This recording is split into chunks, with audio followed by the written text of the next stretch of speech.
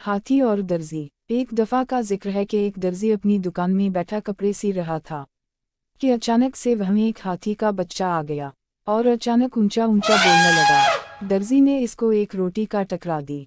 वो हाथी हमेशा दर्जी की दुकान पर आता था। एक दिन हाथी आया लेकिन दर्जी ने इसको रोटी के बजाय सोई चबा दी। हाथी भाग गया। अगले दिन हाथी फिर आ गया लेकिन इसकी सौंधा कीचड़ से भरी हुई थी और इसने अपनी सौंधा से कीचड़ दर्जी के कपड़ों पर फेंक दिया। दर्जी के सारे कपड़े खराब हो गए। दर्जी सर पकड़ कर रोने लग गया। इस कहानी से हमें सबक मिलता है कि जैसा करोगे वैसा भरोगे।